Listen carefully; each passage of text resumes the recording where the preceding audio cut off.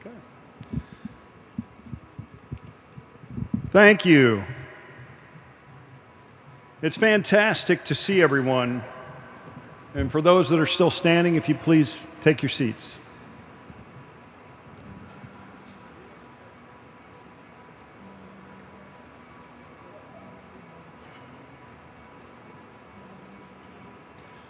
Wow, what a fantastic crowd we have here today.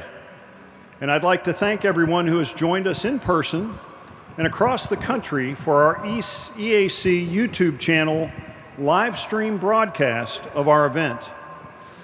We thank you so much for attending our Help America Vote poll worker appreciation event live from the National Museum of the United States Air Force Base in Dayton, Ohio. Our event today will highlight what our nation's poll workers means to our democracy, and there'll certainly be much more about that later. My name is Greg Clark, and I serve as the Public Affairs Specialist for the U.S. Election Assistance Commission, and I'll be serving as your moderator today. To start our event off on a proper note, please stand if you are able, as the Wright-Patterson Air Force Base Honor Guard will now present our nation's colors, and Master Sergeant Marvin Shelton, retired, will sing our national anthem.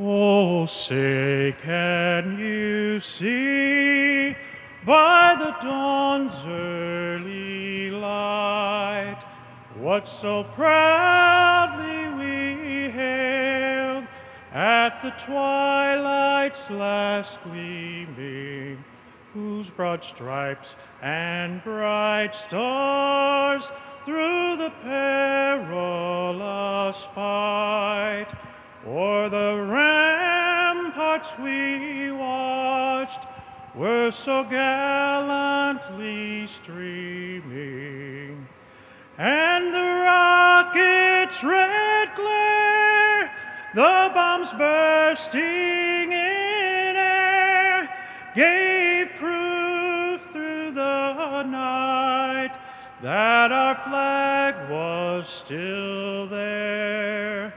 Oh, say, does that star-spangled banner yet wave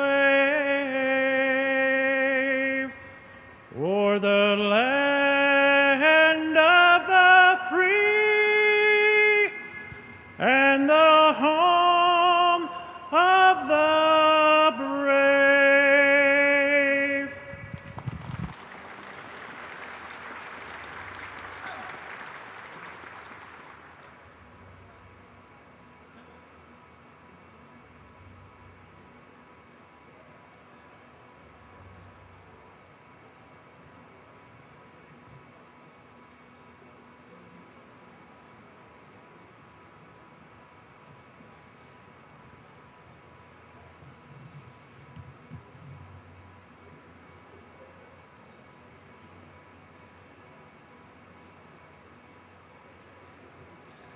Thank you. Please be seated.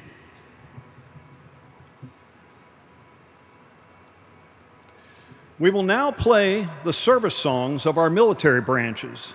If you or a family member has served or is currently serving, please rise to be recognized when your service song is played. You're doing.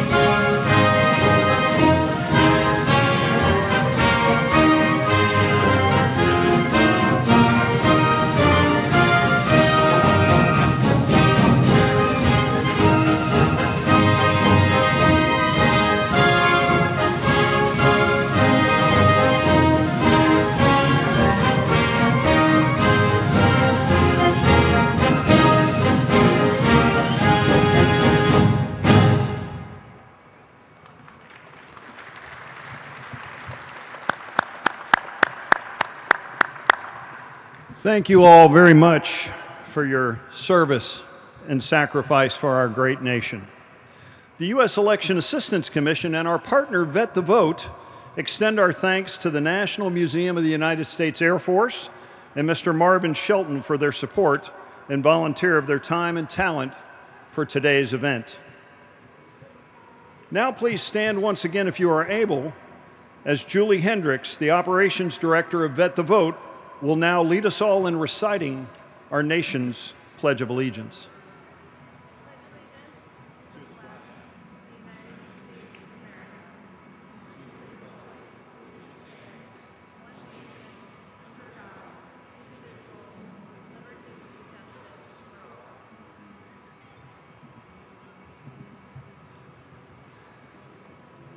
The U.S. Election Assistance Commission and Vet the Vote extend our thanks to the Wright-Patterson Air Force Base Honor Guard and their fine service members for their service to our nation and their support of today's event.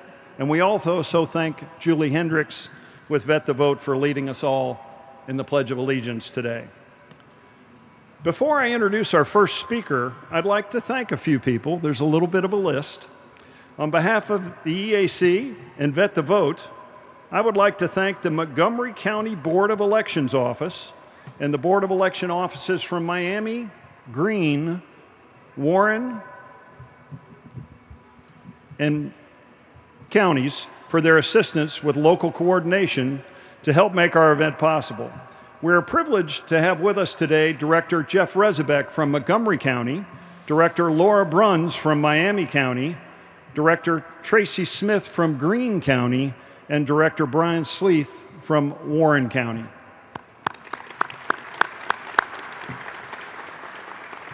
I'd like to extend a little extra thanks to Jeff Rezebek, the Director of the Montgomery County Board of Elections, and also J.C. Snedeker, who's the Director of Events with the National Museum of the United States Air Force, for going above and beyond to assist us.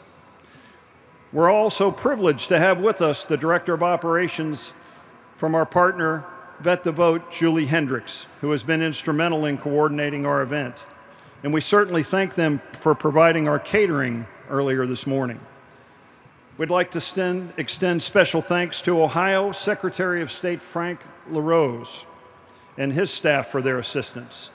You'll hear remarks from Secretary LaRose a bit later, and if you have not already, please stop by after the event by their table where Kenny Henning, their Southwest Ohio Regional Liaison, is staffing. We also thank all the Ohio County Board of Election Office directors, their board members, and staff across the state and in attendance today. And we certainly want to recognize all poll workers, managers, election judges, commissioners, and inspectors wherever you might be today, as this event is all about you. And thank you to all the election office staff across our nation. we certainly thank you for the incredible work that you all do.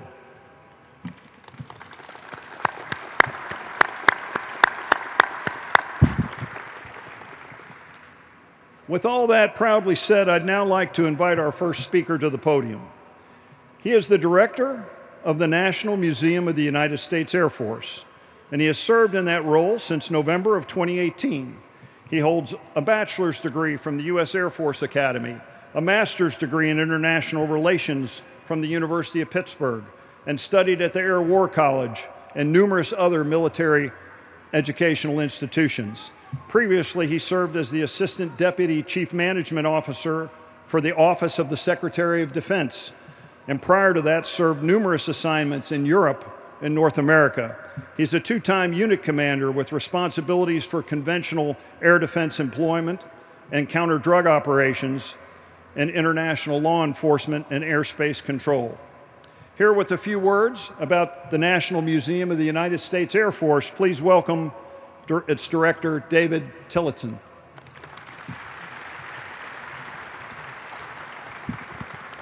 So first of all, welcome to everybody. Thank you for coming to the National Museum of the United States Air Force, and we are more than happy to host the event for the most important people in the nation, which is all of you. So thank you for being here, thank you for spending your time, and thank you for what you're currently doing. In all of the times, being a poll worker is an interesting challenge, and I have to say that every time I've gone to vote in both Virginia and here in Ohio, your professionalism is well noted and well appreciated, so thank you. As far as the museum itself, hopefully if you haven't had an opportunity to be here before, you will take an opportunity while you're here to look around. We have one or two things to look at. It is a bit of a hike. You've already discovered that.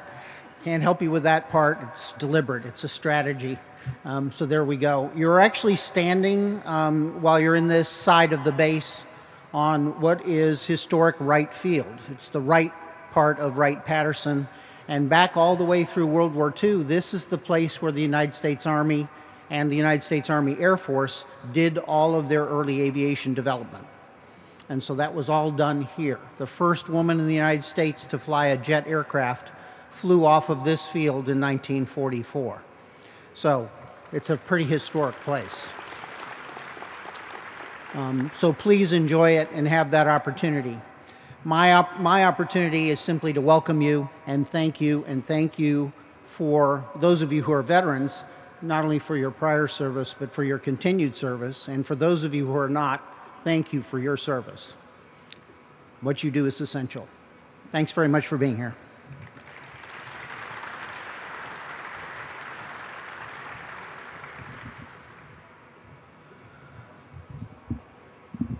Thank you, Mr. Tillotson, and on behalf of the Election Assistance Commission and Vet the Vote, we thank you for your service to our nation and your support of our event today. Our next speaker is one that I especially appreciate. Thomas Hicks is one of our 4 EAC commissioners, and this year he has the busy role of serving as our commission's chairman. Thomas Hicks was confirmed by unanimous consent of the United States Senate on December 16, 2014, to serve on the U.S. Election Assistance Commission. Please welcome EAC Chairman Thomas Hicks.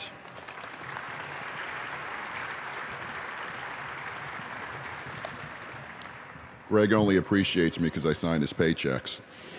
So, hello everyone. Like Greg said, I'm Tom Hicks, Chairman of the U.S. Election Assistance Commission. And after the winter storm in January, I'm so glad to see that we were able to reschedule this event. I want to thank Director Tillotson, who just left us a few minutes ago, for having us here at the National Museum of the U.S. Air Force and Wright-Patterson Air Force Base. I did take a little bit of a tour yesterday, and my foot, so I'm not going to speak too long because my feet are hurting still from walking through here. And you cannot see this place in one day, so I will be back. So it's an honor to be here at the world's largest military aviation museum and among all its history. For over 100 years, the museum has dedicated itself to the collection of research, conservation, and education of the Air Force, history, and heritage. And as we know, at the heart of this history are service members in the air, on the grounds, on front lines, and behind the scenes. The military and the veterans community are truly amazing, and I want to thank you all for what you've done and what you will continue to do. And as we will learn more in a bit, we, the veterans, recruited a staggering number of military veterans and family members to serve as election workers during the 2024 election cycle. I believe over 160,000. Over the past year, we've gathered, yes.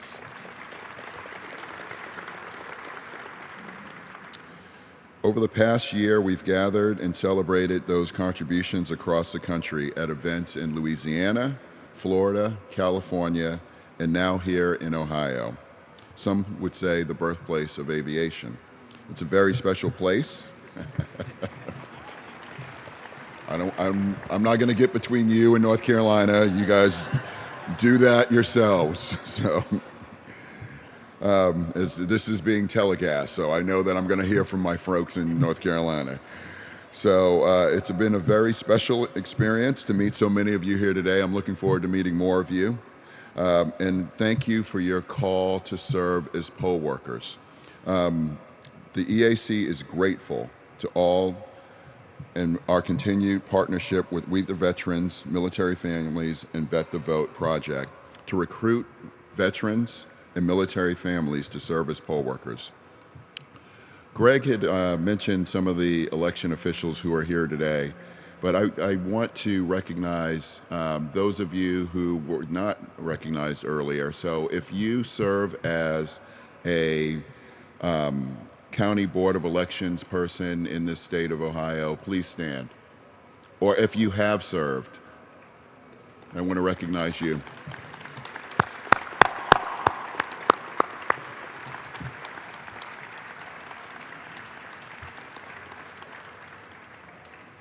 So I want to thank all of you and your staffs.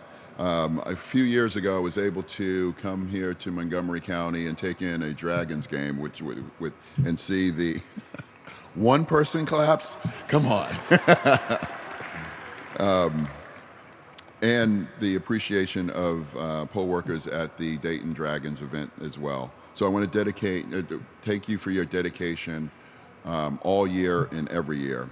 So with the primaries already here, last week in North Carolina, Texas, and Arkansas, and coming soon to Ohio, please help out and make sure that your information is up to date. That means making sure that your name, address is accurate, and that you have a voting plan. And of course, if you can, please sign up again to be a poll worker. Finally, I'm honored to introduce Julie, a Navy veteran and Director of Operations at We the Veterans and Military Families, for some remarks. Julie served as a helicopter pilot for 12 years, deploying on the USS Enterprise in support of Operation Enduring Freedom and Operation Iraqi Freedom.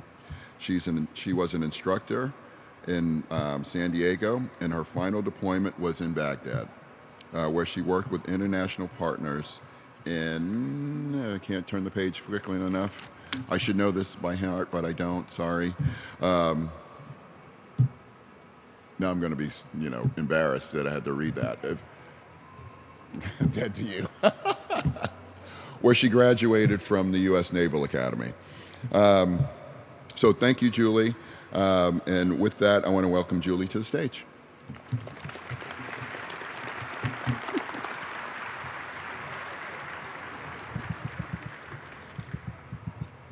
Hi everyone, this is an amazing crowd. I had the opportunity to do our first event of this, and it was much smaller, so you can be very proud of yourselves as Ohioans for showing up. Thank you to Chairman Hicks, and I want to give a special thank you to Greg for putting this all together. He is the master of these events, and so I just want to recognize you for all you do. Thank you to the museum as well. The last time I was in this museum, I was getting ready to deploy to Iraq.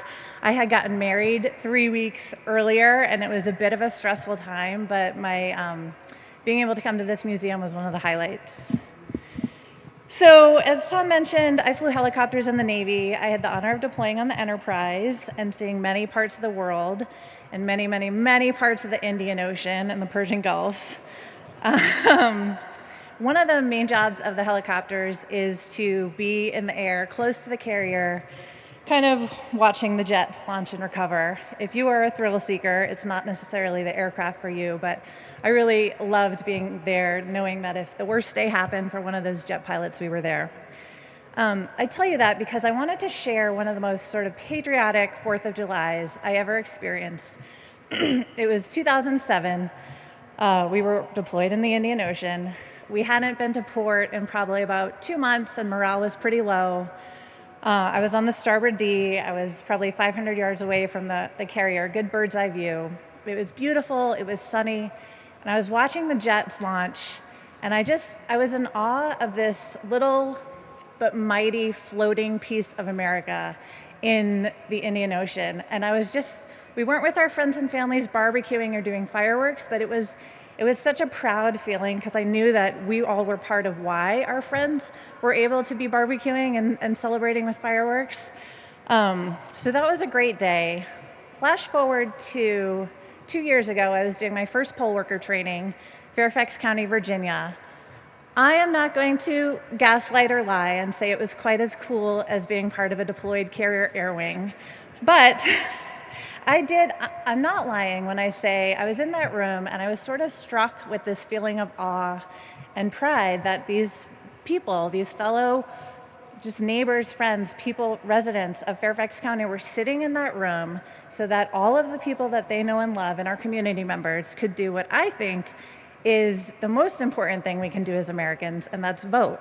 I was just struck with this pride, and being here in this room today, I'm struck with the same sense of all these folks who volunteer their time so that Americans can do what their most important right and responsibility is. So again, thank you to all of you. When I was in that line, I overheard the first 2 people I encountered, I overheard them talking. One was an Army vet and one was a Navy vet. I'm with Vet the Vote. That did not surprise me. Not everyone knows necessarily why veterans make such great poll workers, so I just wanted to take a little minute and point that out. You all are familiar with that, but not everybody understands. The military community is made up of such a diverse population of people from the largest cities, from the smallest rural towns, people who are raised with different political opinions, different religious backgrounds, different cultural identities, but yet we all come together for one purpose, and that is to serve our country, right? No matter, the mission is the same, to serve the country. The goal is the same. We will be on the same team when we're doing that. Much like when we come together as poll workers, we put country over party every time.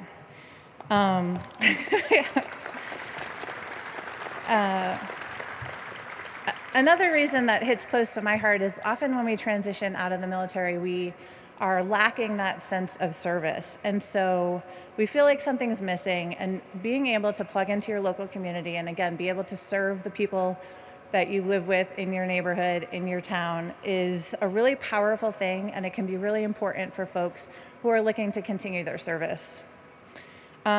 I don't know if all of you know this, but veterans are among the most trusted population in America, and military family members as well. So when people understand that so many of our community is working at the polls, their trust in the election process goes up. I know the last few years, especially all of you who have been tied to the election community, know that it's been a little rough. People are retiring at record rates. The pay is low. Some poll workers don't get any pay. You're working really, really hard all day on election day, before election day, after election day. And quite frankly, sometimes some people are having their integrity questioned because people don't necessarily take the time to understand what's happening at the local level. All the detailed procedures, all the training, all the bipartisan checks and balances that are happening. Our executive director loves to say this, but if you don't trust what's happening, get off of Facebook and go volunteer to be a poll worker. So, so I'll just say, as veterans and military family members, we can really be the leaders in our communities. We're a population that most people trust, and we can help our fellow Americans understand our elections are safe, secure, and accurate by using our trust and our voice. This year, as part of America 250, we're trying to show that we have at least 250,000 veterans and military family members working in the election space as poll workers. I know we can do that because not everyone has signed up through Vet the Vote, although some of you have come up to me and said you have, so thank you. I'm going to pass the mic over now to the next speakers, including 2 fellow veteran poll workers. But I just want to say thank you to each and every one of you who's volunteered your time, your patience, and your leadership to your local community. I'm so honored to be a part of this very special community that continues to serve. So thank you. And next up, are you going to introduce Commissioner? Thanks.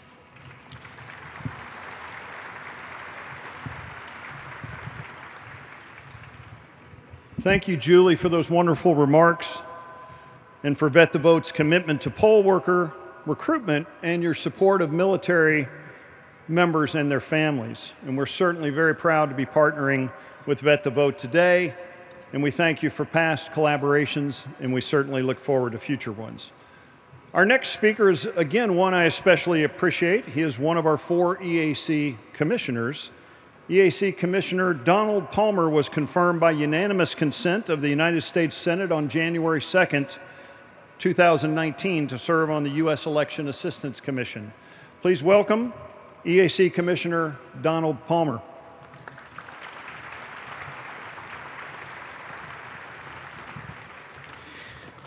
Well, I hope to get your juices running.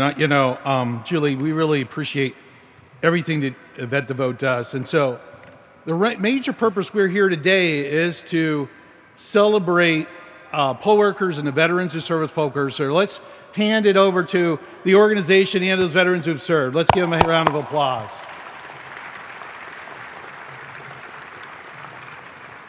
So this is an amazing museum. Before I get started, it's an amazing museum. I've never been here before, so it's unbelievable. I will recommend the Naval Aviation Museum in Pensacola, another great museum that's halfway across the country. So, but if you ever get a chance in Pensacola, Florida, I recommend you go there. So on behalf, you're probably saying, well, who is Don Palmer? I'm just one of the commissioners, but I'm really the primary purpose here, me speaking today, is the federal government, United States Elections Commission, the state of Ohio, and the local administrators want to thank veterans for serving as poll workers and the election administrators who oversee the local administration of elections. Once again, I want to thank them for that. Thank you for joining us here at the National Aviation Museum. Standing here today, we are sort of honoring the century of service that the United States Air Force has given to our country, as well as the service of the men and women who aimed high to protect the many freedoms that we enjoy today. But similarly, we want to recognize the service of veterans who continue to serve, this time as poll workers, so Americans can exercise their right to vote. And for all Americans committed to providing the right to vote to Americans. And that really happens in neighborhoods and in states across the country. So again, I want to thank you, Ms. Hendricks, for all the hard work your organization has done. And along with the election administrators, we're grateful for Vet the Vote, focusing on the recruitment of those Americans who have shown that they have what it takes to make our elections strong and efficient on the front lines of democracy. So I want to express my gratitude to all the election administrators who have joined us here today and throughout the country who are carrying out the successful mission, successful elections and races at the local, state, federal level. So thank you, Ohio. So let me hear from you. This is your opportunity from Ohio. O-H-I-O. One more time. Oh. Let's hear for the election community that's here today.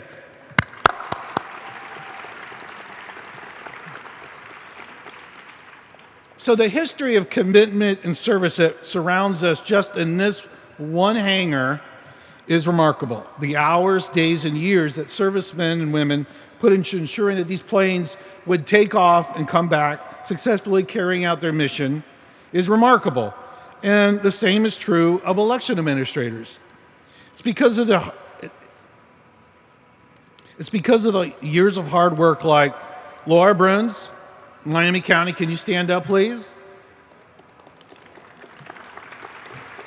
Jeff Rezebeck from Montgomery County. Brian Sleeth, Warren County.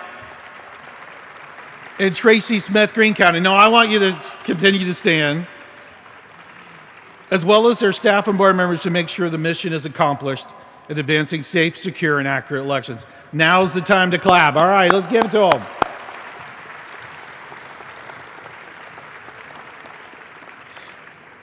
So I also want to give a huge thank you to all the poll workers who served on the front lines as the faces of democracy to ensure that every eligible voter who wants to vote and comes to the polling place has the opportunity to do so. Your service as poll workers strengthens not only election administration, but it builds public trust, which is important. Confidence in the process and in the results. Thank you. In the shadow of these airplanes and the spirit of the thousands of Air Force members who ensured that they could fly, fight, win, election officials and poll workers reflect the airmen's creed to be the guardians of freedom and justice. Those same values are reflected in their daily work as election officials as they display honor in the execution of their duties to provide free and fair elections no matter the cost. So they show courage every election as they overcome unique challenges that most people have no idea that can be occurring, and yet continue to do the same thing, the right thing, demonstrating their commitments to their constituents and voters with every election. So thank you for continuing to live up to this creed and once again answering your nation's call. So I'm going to soon turn over the podium to the Federal Voting Assistance Program Director, Scott Weedman, with his remarks. So since 1993, Mr. Weedman has worked at FF. I've worked with him over the years at the state level in Florida and Virginia, working closely with him. This is a program that administers the federal responsibilities of the uniform and oversees citizens absentee voting, UACAVA, for the Secretary of Defense, or in this case now Secretary of War. So this act covers the voting rights of all members of the uniformed services, the Merchant Marine, and their family members. So they are absolutely in harm's way right now, away and remote from the United States. So as elections progress, this organization will be more key to helping these individuals vote. So God bless our poll workers, God bless our election administrators, and God bless America. Whatever your role, thank you for joining us here today, and it's a magnificent event. Thank you. Scott.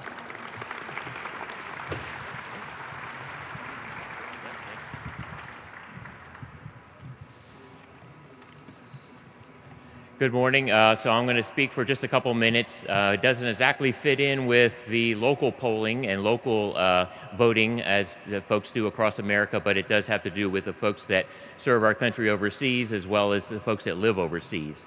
So distinguished guests, friends, the election community, and fellow Americans. So it's been 40 years since the Uniformed and Overseas Citizens Absentee Voting Act was passed. And what that law did was make a guarantee that was rooted in the fundamental belief that serving our country abroad or representing American values in a foreign land should never come at the cost of losing a fundamental right as a U.S. citizen, the right to vote. So it was codified in UACAVA in 1986, and this year we're continuing to celebrate its continued success. The act brought together federal legislation from the 1950s, which covered military members and federal employees overseas, as well as an act from the 1970s that covered U.S. citizens residing outside the United States. Before UACAVA, the ability for a soldier stationed away from home or a civilian living abroad to successfully cast a ballot was depending on a patchwork of state laws and international mail, sometimes confusing procedures, and origami envelope folding skills. This meant that thousands of dedicated Americans, despite their service and commitment to our nation, were effectively disenfranchised. UOCAVA passed with overwhelming bipartisan support and changed the situation by establishing uniform standard and created two revolutionary tools at the time for these voters. The one is the root of the Uniform and Overseas Citizens Absentee Voting Act, which is the federal postcard application form. Has anyone ever sent this in and used it for registration? Thank you very much. This guarantees that folks that are serving or overseas can communicate with that local election office and say, hey, I'm not going to be here for the election, but I live in your community. Here's how to get a ballot to me. Please send it to me in a timely manner. The other form that was created by UOCAVA at the time was the federal write-in absentee ballot, sometimes called the submariner ballot. And some states already had that on the law because you had folks that were going on a submarine in August and they wouldn't come up again until after the election was over. So this was a way for them, as well as anyone who had requested their ballot but for whatever reason didn't get it, a way for them to cast that ballot. UOCAVA also ensures that we at the Federal Voting Assistance Program are able to continue to put out the information for every state and county in the nation as to what the voting rules are and how to communicate for those voters with their local election office so they can ask for and get the ballot sent to them. And we're proud to have the cover of that featuring our nation's 250th birthday as well as the 40th anniversary of UOCAVA. So these tools form the foundation of an absentee voting system not based on the voter's location, but on their identity as a U.S. citizen. Since the law passed, it has been improved on a couple of occasions. One was the Help America Vote Act, which also created the Election Assistance Commission. It augmented UOCAVA's strength by requiring states to notify a voter if their registration was rejected for whatever reason, so they'd have a chance to follow up with that, as well as providing data from the states and localities to the EAC and FAP so that we're able to continue our process improvement for the process as we move forward. UOCAVA was again amended in 2009 with the Military and Overseas Empowerment Act, which required states to send the ballots out 45 days before any election for federal office. So for this year's November 3rd election, ballots will already be going out on September 19th. A lot of people aren't even thinking about voting yet on September 19th, but folks are already be getting their ballot on that time. And additional to sending them out then, if a voter needs it electronically because they can't get mail wherever they're located, the state will send it to them electronically so they can have it right away on that 45th day and have the full 45 days for it to be returned by mail and get back to the state by election day. And it was a real game changer. In 2010, in our post-election surveys, 30% of military reported getting their ballot too late. But in 2024, less than 6% reported getting their ballot too late. So it really did make quite a change there. We've also developed, because of the fact that so many folks are getting their ballots electronically or registering to vote in their home states electronically or printing forms out on their computer to avoid that origami envelope, we have these envelopes now which are postage paid in the U.S. mail stationed at military installations around the world as well as embassies and consulates. So we continue to try to improve that process. The UOCAVA framework has fostered a spirit of innovation as well. States, through their laws and regulations and practices, have built upon the foundation, many times with UOCAVA voters paving the way, improving online voter registration, and developing ever more practical transmission methods for blank ballots to be sent out to the voters. These advancements, alongside the dedicated logistical and tracking improvements with the U.S. Postal Service and the Military Postal Service Agency, continue to monitor and expedite the process. So analogous to the poll workers that we thank here today and that we celebrate, in the military we have voting assistance officers at every level, from flag officers to each local unit. In addition to those, has anyone served as a voting officer in the military? Well, thank you very much for that. In addition to the voting officers in the military, every State Department post worldwide has voting officers there. And there's also U.S. citizen organizations around the world that help us voters around the world to cast their ballots, and many of those folks that are in those membership organizations are veterans who have retired overseas. So we appreciate that volunteerism or voluntoldism, depending on their situation, and getting the job done for absentee voting awareness. So we do celebrate all these successes over the years, but we also recognize there's still work to be done. Our goal, while we're not a Get Out the Vote campaign per se, is to ensure that military members, their voting age family members, and all U.S. citizens residing around the world are aware of their right to vote and have the tools and resources to do so successfully. So as we commemorate 40 years of UOCAVA, we also recommit ourselves to its principles. The right to vote is the bedrock of our democracy, especially for those who defend it. For 40 years, UOCAVA has ensured that right is extended to warfighters and those representing America across the globe. It is a guarantee, with our continued vigilance, that will be honored.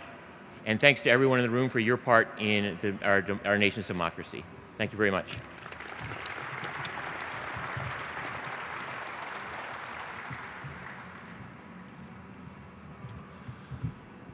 Wow, well, thank you for those incredible and I'd say very informative remarks from Director Weidman. Thank you very much. Again, let's give him a hand. On behalf of the EAC and Vet the Vote, we thank you for all the Federal Voting Assistance Program does for UOCAVA voters and military and their eligible family members stationed abroad everywhere. And thank you so much for taking the time to participate and support our event today. Our next speaker serves in the role of Executive Director of the Montgomery County Veteran Services Commission, and they have served in that role since March of 2020. Their office advocates for veterans and their families to assist in filing for Department of Veteran Affairs benefits and provide direct and indirect financial assistance for unexpected hardships resulting from illness, injury, or loss of employment. Previously, they served as the Chief of Community and Public Affairs Relations for the Dayton VA Medical Center. They served on active duty in the United States Air Force for 20 years, and they hold an undergraduate degree from West Virginia University and a master's degree from Central Michigan University. They are a lifetime member of the Disabled Americans Veterans and a member of the American Legion. And might I say, they also serve on the board of directors for the Humane Society of Greater Dayton. I'll let her tell you all the rest. Please welcome to the podium the Executive Director of the Montgomery County Veteran Services Commission, Kimberly Frisco.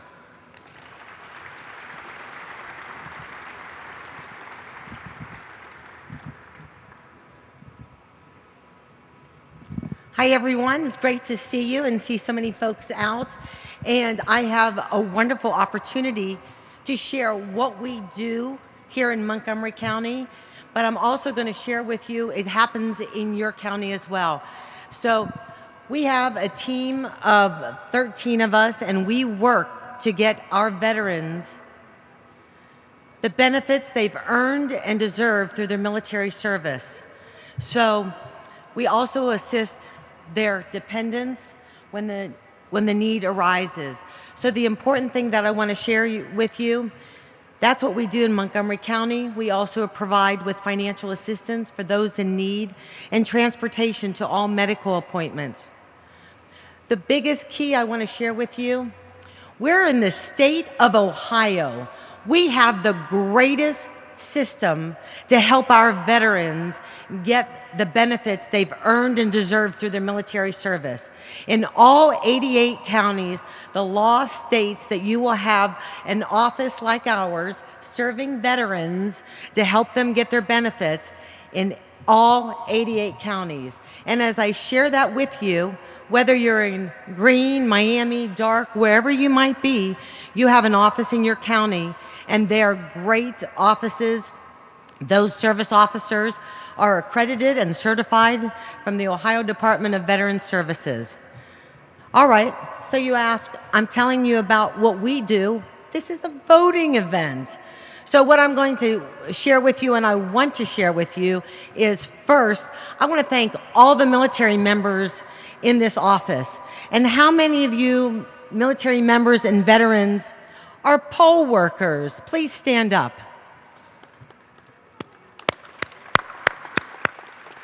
What's great about, thank you so much. This is fabulous. Keep going. And I want you to recruit your friends, buddies, and if you're an employer, I want you to see this and start letting your employees be poll workers and let them volunteer.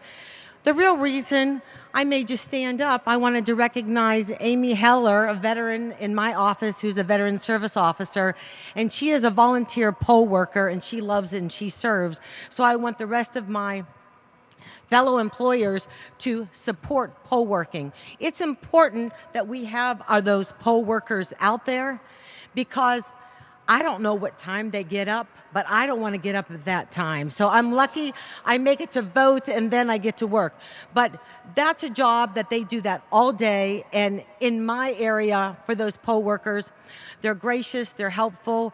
And the key is we got to help our community get out and vote and make it easy for them and let them cast their vote. It's important for our community to be involved in the issues on the ballot in your community and support this great nation. So I would like to thank the Election Assistance Commission for what they do to help America get out and make it easy for them to vote. And I also want to thank the Vet the Vote program. We need individuals out there being poll workers, and our veterans and your veteran family members are the best folks to do that because you guys are already serving each other, serving the public, and know what's right for America. So I'm going to go back.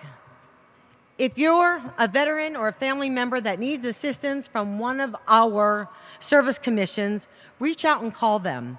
We are there to help you. We want to help you. It's the greatest job that we have here in Ohio that I've had ever. I love it. If you are a veteran and you've never filed a claim to the Department of Veterans Affairs, come see us. Or go see any of your county veteran service offices. We want to serve you, and I appreciate everything that all of you have done for our country. Thank you for your service, and I appreciate the time that, Jeff, that you gave me to speak. Have a great day.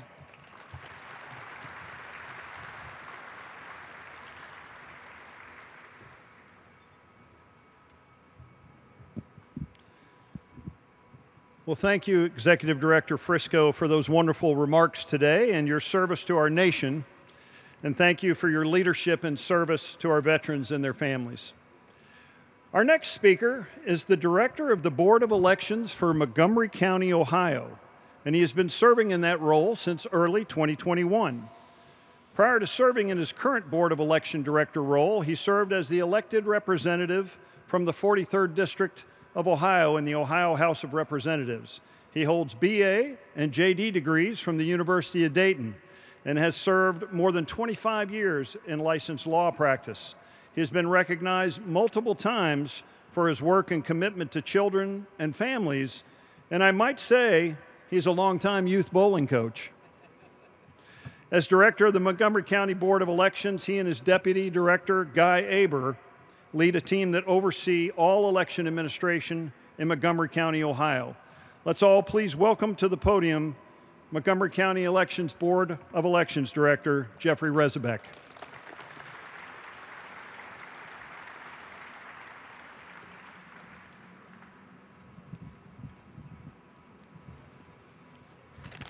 Well, thank you for all being here. And, as I look out in the crowd, it's amazing that everyone showed up. And the reason I say that is the first time we tried to do it is 14 inches of snow on the ground. But we still had many of you calling, is the event still on? I said, I'm still at home. I can't get out of my driveway. So, and Greg was like, are you sure we can't have it? And I said, well, knowing the poll workers that I know, they'll be there. Then yesterday morning, as I woke up at 5:45, my phone was going off, notifying me of a tornado watch. So I said, we're going to have this event no matter what. So I want to thank you all for coming. I do want to, they've already been recognized, but Brian, Tracy, Laura, thank you for helping me organize or at least get all of the notice out to all of you guys to come. It's really important to us. We have great staffs, and my staff is here, and I know Brian, part of Brian's staff is here. Thank you for all that they do to make us look good. But I'm really up here. He did mention one thing. Talk about the bowling. My team did finish 5th in the state, so we did okay. So, way to go, Elks. But I'm really up here representing 88 teams of directors and deputy directors around the state of Ohio. And what I wanted to do was just, as we gather, I wanted to recognize a remarkable group of individuals who truly understand the weight, the cost, and the profound privilege of the word democracy. Service. It is a word we often hear but few embody as fully as the men and women of our armed forces. When you put on the uniform of the United States military, you took a solemn oath. You swore to support and defend the Constitution. You committed to protecting the freedoms that define us as a nation, often at great personal sacrifice, far from home and in harm's way. But for the veterans and the active members and their families, we honor you today. That commitment to your country didn't end when your deployment was finished. It didn't fade when you transitioned to civilian life. Instead, you chose another call. You stepped forward to serve on the front lines of democracy right here at home as our poll workers. The absolute bedrock of our nation is the fair and free election. It is a sacred moment where the power of government is returned to the hands of the people. But the process doesn't happen by magic. It requires massive logistics, unwavering dedication, exhausting hours, and absolute integrity. It requires citizens who are willing to wake up long before the dawn, set up those precincts and polling locations, stand on their feet for 14 to 16 hours, and ensure that every single eligible voter can cast their ballot fairly, securely, and peacefully. Who better to safeguard this sacred process than those who have already sacrificed to protect the right itself? When voters walk into a polling location and see a veteran or a service member checking them in, it matters. It matters deeply. You bring a sense of order, a steady hand, and a calm presence. Through your military training, you know how to operate under pressure. You know how to follow protocol to the letter. And you know how to treat every individual with dignity and respect, regardless of their background or beliefs. In an era where the political climate can sometimes feel tense and divided, you are a unifying force. When citizens see you running the polls, they trust the process. You remind us that the system belongs to all of us. You are protecting the ballot box with the same vigilance and honor you use to protect our nation. You are now trading the front lines of defense for the front lines of democracy, proving that there is more than one way to defend the American way of life. So today we say, as the directors and deputy directors around the state of Ohio, a profound and heartfelt thank you. Thank you for the service in uniform, defending our nation and our ideals. Thank you for your continued support in our communities, defending the heartbeat of our republic. You're our guardians of freedom twice over. To everyone else here today, the absolute best way we can honor the double service of those who are defending our democracy is being an active, engaged citizen. Let us never take for granted the rights they have fought and worked for and to secure. To our veterans, the military poll workers, and their families, you have our deepest respect, our enduring trust, and our endless gratitude for what you have done for our country and what you continue to do. Thank you so much for your time and your service.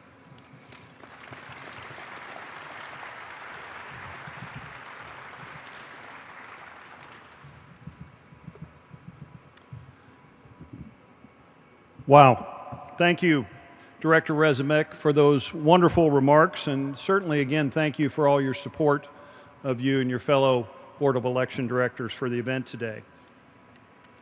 Next, we have a very special guest who, due to prior commitments, could not attend in person, but we are privileged that he felt our event was very important, and he wanted to take part by sending us all video remarks.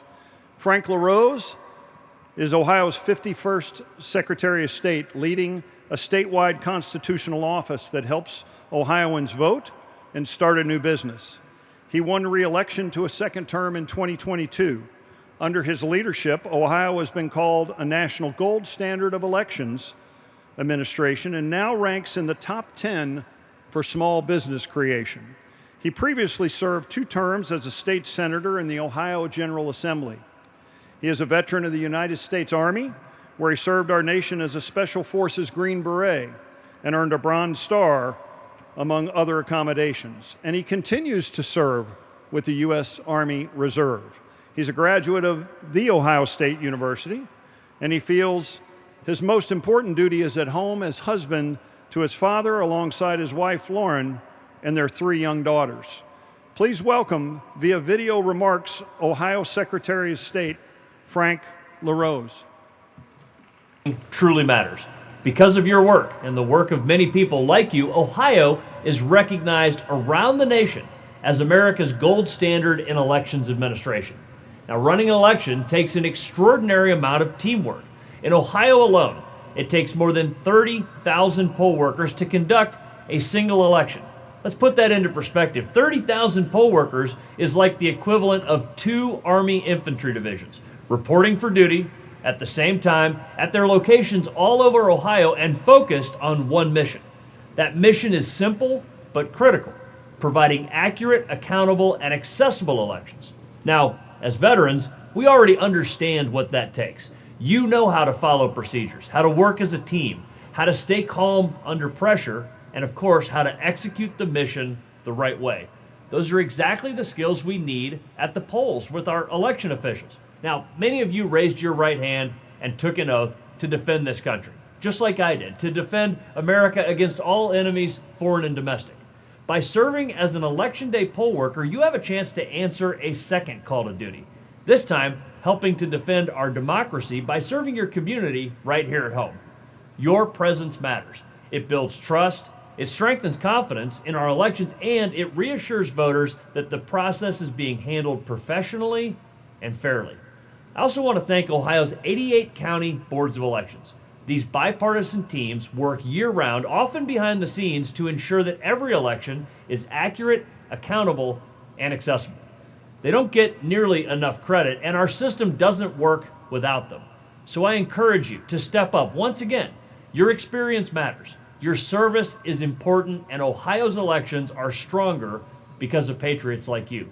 If you're interested in serving as a poll worker this election cycle, you can sign up right there on my website at voteohio.gov. Thank you for your service to our country and for continuing to serve your fellow Ohioans.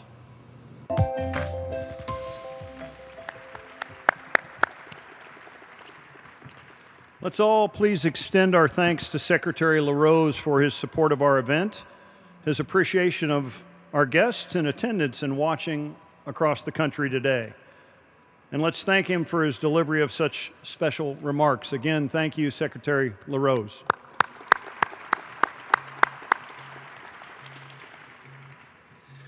We hope everyone here in person and viewing across the country is enjoying our event today. We will now play 2 videos. The first is part of the EAC's Poll Workers Helping Americans Vote campaign, which highlights our nation's election workers and what they mean to our democracy. Our elections certainly would not run without them. Poll workers. Who are they? They are your relatives, your coworkers, your friends, and your neighbors. They may be your former teachers or even retired military members. And what do they all have in common? They help Americans vote. For a general election, it takes nearly 1 million Americans serving their communities and assisting voters throughout our nation. Whether they're from Boise, Idaho, Castle Rock, Colorado, Ann Arbor, Michigan, Dallas, Texas, Dayton, Ohio, Charleston, South Carolina, or all points in between, helping Americans vote is what election workers do. Poll workers are Americans from all walks of life, just like you, who have stepped up to help voters in their community exercise the right to vote. To learn more about how to be part of one of the greatest teams in America, please visit helpamericavote.gov. I think that video pretty much says it all, don't you? Election judges, clerks, inspectors, commissioners, or poll workers from Ohio or any state come from all walks of life, and we should certainly be thankful that they make the choice to serve our nation and help their fellow Americans vote. We'd like to extend special thanks to the election jurisdiction staff and their participating poll workers from the Boise, Idaho area, Castle Rock, Colorado, Ann Arbor, Michigan, Dallas, Texas, Dayton, Ohio, and Charleston, South Carolina for contributing to our video. And we've got somebody homegrown. We'd like to thank Marco LaNave, the broadcast announcer for the Akron Rubber Ducks AA baseball team in Ohio for narrating our video. So thank you. For our second video, we want to play one that features our event partner, Vet the Vote. As eloquently explained earlier by their operations director, Julie Hendricks, Vet the Vote is dedicated to recruiting military veterans and their families to serve as poll workers across the nation.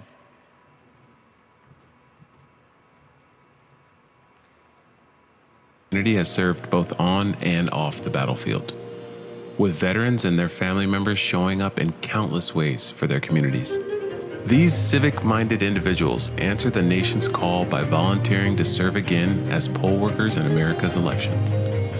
Vet the Vote, together with our partner organizations, recruited nearly 165,000 veterans and family members to work the polls in support of free and fair elections. We've had volunteers from 4 out of every 5 zip codes across the country and representation from every branch of service. Isn't it time you join them? As our country reaches its 250th birthday in 2026, celebrate this milestone with service. Make a difference and join the veterans and family members who are already giving their time to ensure our elections run smoothly. Sign up to be a poll worker today. Visit vetthe.vote to learn more. What a wonderfully done video.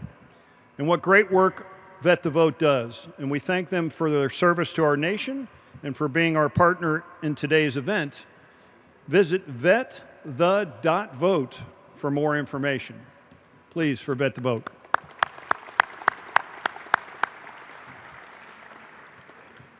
I would be remiss today if I did not mention that recently, January 27th, was Help America Vote Day. Help America Vote Day is a national congressional day of action established by the EAC in 2022. Numerous state election offices participate in Help America Vote Day each time it's held, which also includes Guam and DC. They are joined by nonprofits, elected officials, organizations, and more from across the country. To illustrate some of what was shared on January 27th for this year's Help America Vote Day, we'd like to play 2 videos. The first video, our EAC past chairman, Don Palmer, joined National Arena League Commissioner Brandon Eichard in filming a poll workers appreciation and recruitment video that the National Arena League sent out on all 9 of their league's team's social media platforms.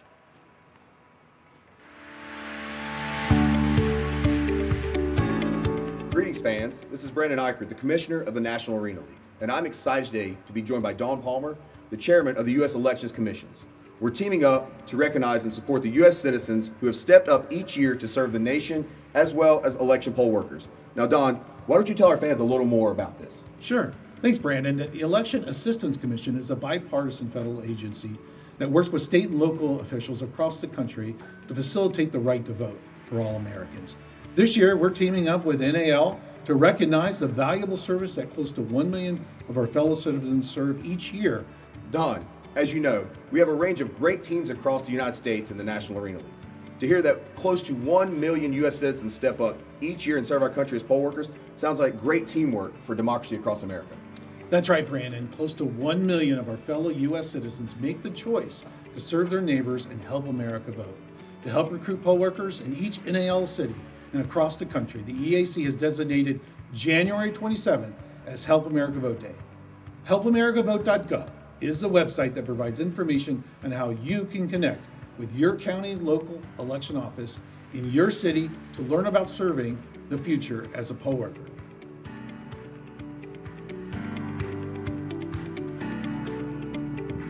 The EAC thanks the National Arena League for their support of this very important messaging.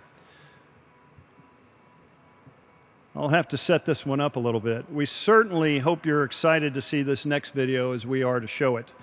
This past August for National Poll Worker Recruitment Day, we conducted a similar event to today's event at the World War II Museum in New Orleans.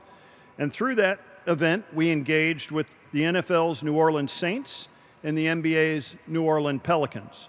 Recognizing the valuable service to our nation that poll workers provide and a need for poll worker recruitment messaging throughout the country, the Saints and the Pelicans teamed up to record a very special video. Here is their joint video that was sent out to 5.7 million people on Facebook and over 4.9 million on X on January 27th. Hey Saints fans, it's Chase Young. I want to talk to you about something important, helping America vote. What's up, Pels fans? It's Trey Murphy. There are only 30 NBA teams and 32 NFL teams, but there's another team just as important. Nearly 1 million Americans who serve as election commissioners and poll workers. That's a big number, and without them, the game of democracy doesn't run. And just like on the field or on the court, it takes teamwork. Poll workers set up and prepare polling places, welcome voters, check registration, issue ballots, and help people through the process. They're the frontline team that keeps our elections moving.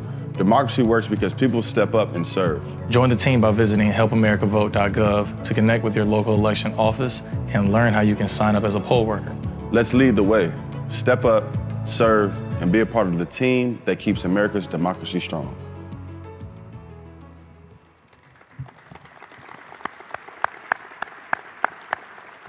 The EAC would like to thank the New Orleans Saints and the New Orleans Pelicans for their recognition of the importance of poll worker service and their video and its significant effort to help recruit poll workers across our nation. We'd also like to send special thanks to the numerous states, elections jurisdictions, and everyone else who participated and supported Help America Vote Day messaging. Next up will be National Poll Worker Recruitment Day on August 11th, 2026. Be sure to follow the EAC on social media for exciting messaging supporting this congressionally recognized National Day of Action. Now let's turn our attention directly to poll workers. We next turn our podium over to a Greene County, Ohio poll worker to speak as to why they serve. As a bit of a lead-in, personally, I spent 9 years as a local election official in Jacksonville, Florida prior to joining the EAC. Many of my poll workers have heard me say that election poll workers are my favorite people. This is because they are the best of the best, and most have the call to action and service at their core.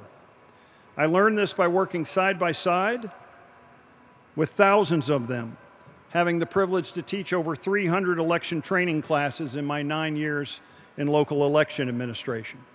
Our next speaker is a military veteran who served in the United States Navy for 30 years, rising to the rank of captain.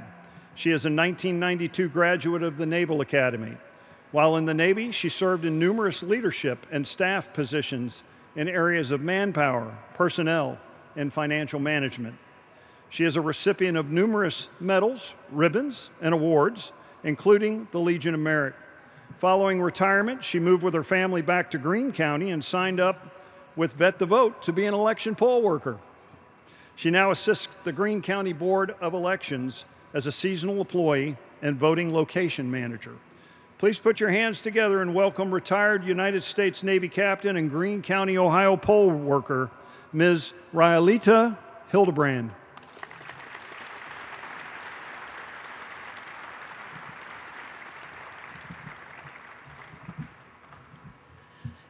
Thanks, Greg. I'm not sure I really want to be the person to follow Chase Young. Hello, go Bucks. But yeah, so I'm so honored to be here representing veterans who've signed up to be an election worker through Vet the Vote. I do have a quick funny story about absentee ballots ballots because from the time I went to the Naval Academy till the time I retired, voted absentee my entire military career. And in fact, the first time I voted in person at 52 years of age, it was pretty funny as the poll worker had to walk me through voting in person on a machine. But my husband is a retired infantry officer in the Marine Corps and was stationed in Camp Pendleton getting ready to deploy, and they had to do a series of exercises way out in the field in Camp Pendleton before they could be qualified to deploy as a MU, Marine Expeditionary Unit. And we got our absentee ballots. And we only had about a couple weeks before the election. We had to get them in.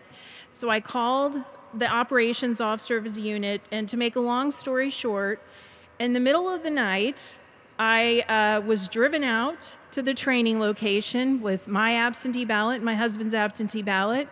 My husband gets pulled out of the training activity, thinks that there's something really wrong for me to be interrupting him during training, but I had already gotten blessing from the CO, so we were fine. But it was funny because we sat there in a military vehicle doing our absentee ballots, knowing that if I didn't get it to him on time, it wouldn't have been in time to be counted. So I really am, from day one as an adult, someone who has participated in voting through the UOCAVA program. And I've also never changed my residency from Greene County. I maintained my Greene County residency through my entire 30 years and ended up moving back here after retirement to be a Greene County citizen again. And I wanted to share with you, I'm pretty much a poster child of what Julie described, because I knew when I was getting ready to retire that I really needed two things to feel happy about my work. And the first was I needed a connection to the organization that I work for. And I don't mean a monetary dollar amount associated with my work, but I mean like a real sense of public service. And the second thing I needed, I realized, was to work with a group of people who I really enjoy being around. And after 30 years, I realized that if I had those two things, I was going to be extremely happy, whatever I did. So I was looking for something to do. I got an email actually from the VA with a note about Vet the Vote. I immediately signed up to be a poll worker through Vet the Vote, and the next election I got a call from the recruiter at the Greene County Board of Elections asking me if I wanted to be a poll worker. I said yes, and a couple years later, now I'm a voting location manager. I do a lot of training for poll workers as a seasonal employee, and I also recruit poll workers. So it's been a real full circle moment for me. And I just want to say to everyone who organized this event today how amazing it is to be part of such a wonderful organization and Vet the Vote, and also as an election worker. I feel truly humbled to be among you today. Thank you very much.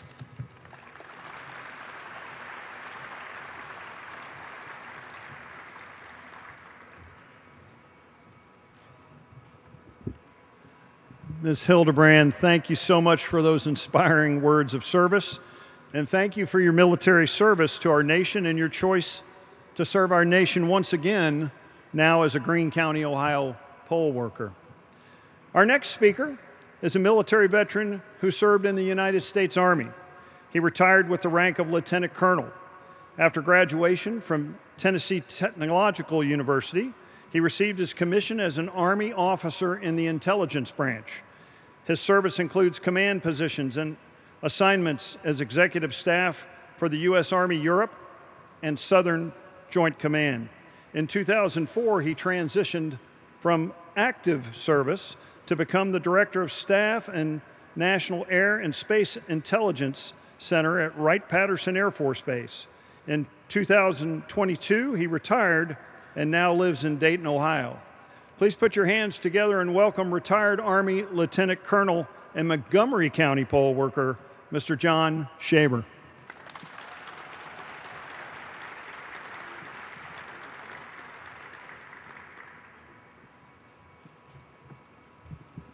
Well, I'm really humbled to be here. This is a big event that I was not anticipating when I was asked to speak. I didn't know it was going to go national, and I'm one of you, because as the sign says, it's a poll worker appreciation event. As the gentleman said, I served in the Army active duty. I was never a reservist. Active duty for 25 years. My boss was a joint assignment officer in Southern Command in the Air Force. He came here to work at the National Aerospace Intelligence Center, and then he hired me when I retired, and I worked 17 years as a director of staff. So I worked for 42 years with the government. I was 65 years old when I retired, and I was happy to retire. And I got an email, and I think it was Vet the Vote, and I said, well, I don't have anything else to do in life, so maybe I should volunteer. And my first assignment was in August of 22. It was a special elections. When I got to the poll, there was 4 workers. I was very fortunate that that was a special election. It was not very important, so to speak. I think we might have put 200 voters through that day. And so I said, okay, this ain't so bad. I'll keep doing it. And I continued to be a PEO. And then, unfortunately for me, Pete Garland is my boss, so to speak, at the Board of Elections. He calls me up and says, John, we have a need for a supervisor at locations, okay? And I said, what's that? And I knew they were in charge, so to speak. And I said, well, being in the Army, I know I've got to volunteer, so to speak. So I signed up to be a PLS. And I've done that for 3 years. It's been very exciting. In the Army, we talk about train as you fight. And I want to give a shout out to Montgomery County, because they do a good job of preparing poll workers to train as they fight on election day. We have a lot of checklists, and without those checklists, I would be kind of lost. And I know in the Army, we always had an op plan. And we always said when you cross the LZ, or the LD, the line of departure, you threw the op plan out the window because the enemy never read your op plan. That's not true with the checklists. You have to have those checklists, and they are a lifesaver for me. And I like what Julie said. On election day, there's no Democrats, there's no Republicans, there's no independents. We're all Americans. And they're all coming to vote. And I've been very fortunate that we've never had any incident happen at our polling locations. 2024, the November elections, was a big one. That was our presidential elections. And where I was working, we had probably 100 people in line all day long until the end of the day. And we did have an incident. A woman, I'm not sure how old she was, but she'd been standing in that line and she fainted. And we had to call the EMR, or first responders. And so I got the privilege of being with her until the ambulance arrived and they took her away. And everybody that was there, the workers that worked the polls, the voters that were in line, were all helpful in dealing with that lady's situation. I was surprised at 5 o'clock that afternoon. I'm walking up and down the line, make sure everybody's okay, and that lady is back in line. And she said, I want to vote. And so it really made me proud to be working there and to have her there. And speaking of proud, Master Sergeant retired Sheldon led us in singing our Star Spangled Banner. And I say it because it was my heart was feeling really good listening to you all sing those words. There are so many people today that cannot sing our national anthem. So, in closing, I would ask you, I'm going to be honest. Sorry, Jeff, I'm going to be honest. When I do the polls, I think every one of them that I've been a PLS, at the end of the day, it is very exhaustive. I'm mentally exhausted, not just physically. And I'll be honest, I sometimes say, I'm not sure I want to do this again. You know? But when I get home and I wake up the next day and I've had time to recover, I say, oh well, it wasn't so bad after all. I send Pete a note, Pete, I'll do it again. So I would encourage you, if you have never worked a polls, please volunteer, because especially for us as the military, we want to continue serving this great nation, and this is the greatest nation on earth. Thank you.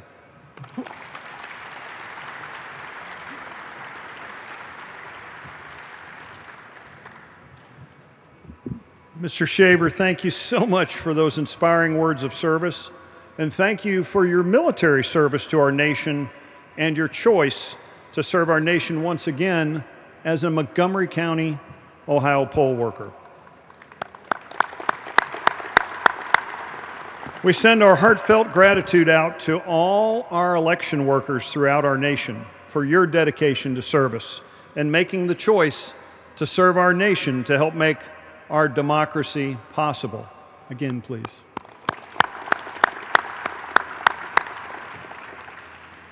When I think of the almost 1 million poll workers, election judges, inspectors, election commissioners, and others who serve across our nation each election year, a phrase that comes to mind is teamwork.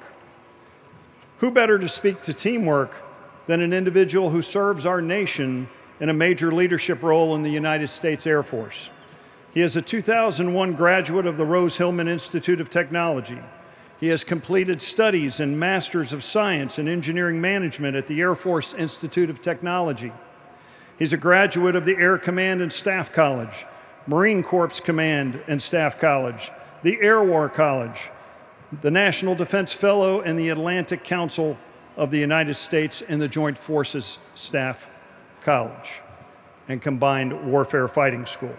He has deployed 4 times in support of Operation Southern Watch, Iraqi Freedom, New Dawn, Freedom Sentinel, and Resolute Support.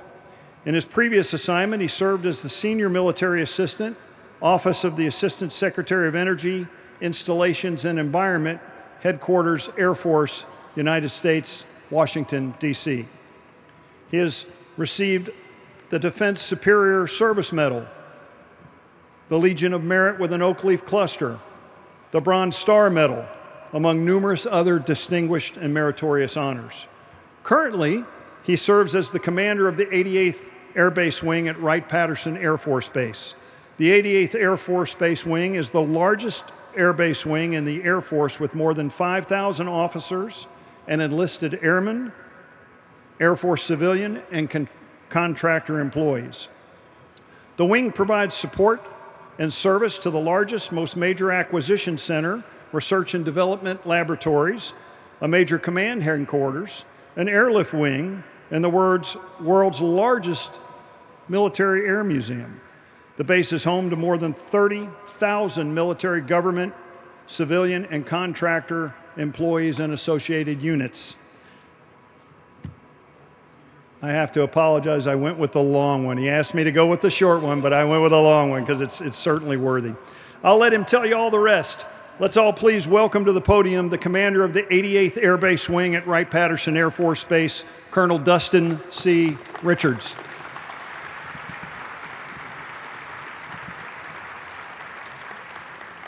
Well, thanks, Greg, for that extended warm welcome. I appreciate that. But I really want to appreciate the Election Assistance Commission and the team from Vet to Vote, because just sitting up here for this whole program and for everyone who's been paying attention, this has been a pretty awesome program, huh, for the last hour and a half? Let's give them a round of applause. You know, it helps a little bit as well that the program takes place in our National Museum of the United States Air Force, which truly is a national treasure. And for those of you who are maybe local and get the chance to come here, you can appreciate it. We feel just so blessed and lucky to host events here pretty regularly where the gravity and the magnitude of what we're doing matters, but it matters even more a little bit when you look around the environment and you just truly see the history and the legacy of those who have come before us. It's an honor to be here with Commissioner Hicks, Chairman Hicks, Commissioner Palmer, all of our elected officials but election officials who are here. And as I was listening to everyone who spoke, to include fellow veterans, to include leaders, I honestly started to wonder what I was going to contribute to the context and contribute to the dialogue. Because if I'm being honest, The only time I've ever voted in person was about 30 years ago, the first time that I was able to take part in an election. Every time since then has been absentee or mail-in ballot. And I don't think I fully understand what it means to be a poll worker, to be somebody who dedicates those hours in an election, especially the big ones where you're out there for countless hours. So, you know, I thought that really what I would add is just my thanks to everybody in this room for not only what you have continued to do, but what you're going to do. And I would like to say that as the currently serving active duty member, my thanks to you for what you have done with your careers, what legacy you left. We feel truly, those that are serving, like we are upholding and maintaining the legacy that you set. It is never lost on me when someone stops me in public or in an airport or wherever and I'm in uniform and they thank me for my service. It's never lost that so many generations that came before me did not get thanks for your service. You were not thanked in public, and often you were even maybe called out or denigrated for your service. And so I just would love to say thank you for all the service that you rendered to our nation for your times of service. I feel like that the role of our military and what we have done, answering the nation's call, and that's the people who wore the uniform, but also our family members. I look out today and I see several folks who look like they're probably family members, and this is a family business. So you've been right along with us all the way. And as we've gone through that, you know, you remember back in your service and you remember how much you cared about the mission. You thought about what the end state was going to be. You thought what the objective was going to look like. And you trained for those things and you got ready for them and you got ready to execute.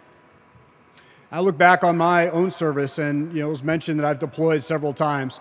And every time you would get ready to deploy, you all remember, you know, you have to do the workup. You have to get ready. You have to go through the different training requirements that might be required in the mission. You might have to learn, you know, about the operating environment. You might have to learn about enemy threats. You have to do all of these things to prepare for the mission that you're about to embark on. And for all of you, as you have transitioned from military service and now at a second element of service, that all kind of comes back because you have to do some training. I've heard a lot of stories about the training required to effectively run a polling place. So that hopefully you don't have incidents, but if you do, you've got to be trained in how you're going to mitigate those. So the training that goes into those elements, those are hours that you're pouring back in as you answer the nation's call in a second way. I can't imagine that that's really easy. I can't imagine that, you know, that's goes really fast. So the amount of training that you put in and be ready to serve again is pretty inspiring. And so what's the importance of that?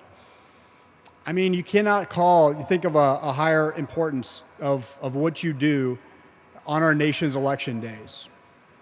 It is, as a citizen, not a service member, but as a citizen serving, it is an extension of that service that you started way back when you swore that oath to support and defend the Constitution. And I can honestly think of no better way to truly support and defend the Constitution than being part of really what our founders had in mind 250 years ago when they envisioned this system where the people were not just governed, but they were governed by those they chose, they elected. Really in a way that before 250 years ago had not been seen since ancient times. So as you have all served your nation in various ways, in various services, in the different elements, different decades and eras, as I look, I see so much of a long continuity of service. It's just so inspiring and humbling to be in front of you as you continue that service in a volunteer sense, to go out and man our election stations, to assist everyone who needs help getting their vote in to be counted, and to be right on the forefront during a time when elections could not be more important. Guaranteeing American citizens' right to vote is one of the highest callings I can imagine. So I just am really, really happy to be able to be here to learn so much about the Election Assistance Commission, to learn about Vet the Vote and the mission that they have to help us all continue our service, to learn about our election boards of our county election officials and boards of elections that help us get the vote out, and to really just be such a supporter of everything you're doing. It's humbling and an honor to be here and to be able to kind of capstone today's event. And I really just want to wish you all the best as you go through these next 7 months before the election of 24 and all the training and everything that's going to be required for those. And just really express my appreciation for all of your service thus far, everything you've done for our nation, but everything you're going to continue to do. Thank you all for being here, and thank you for your service. Thank you.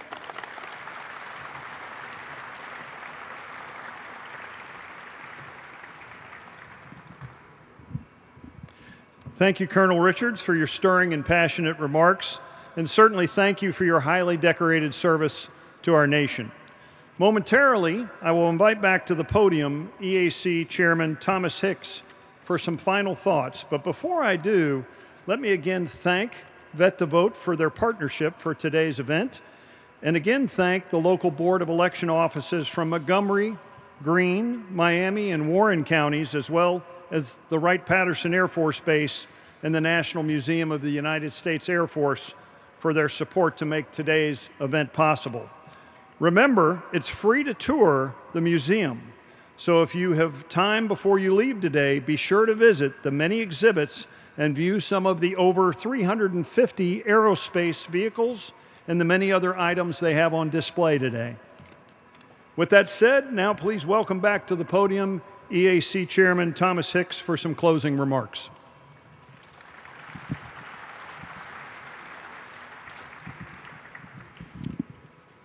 I want to thank Colonel Richards for his remarks and service to our nation.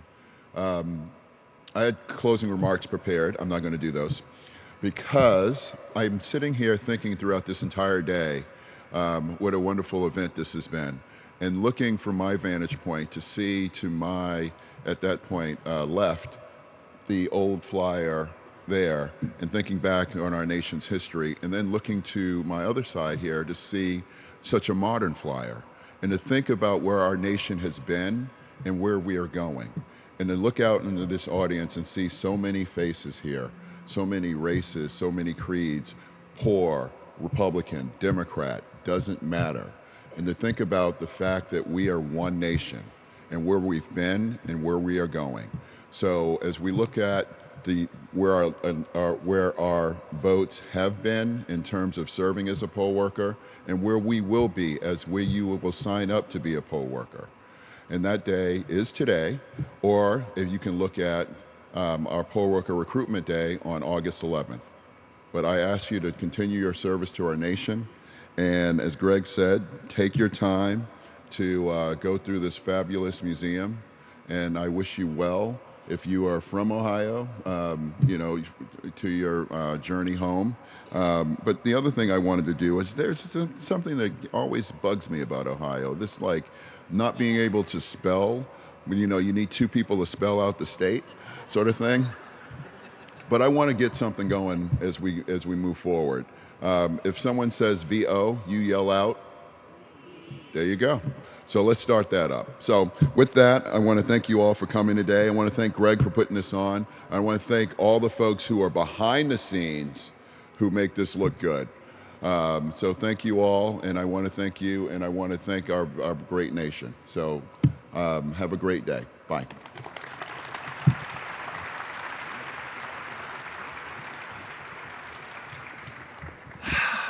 I'm sad. The event ends now. So thank you. And thank you again for your service to the nation and the state of Ohio and all those watching. Okay.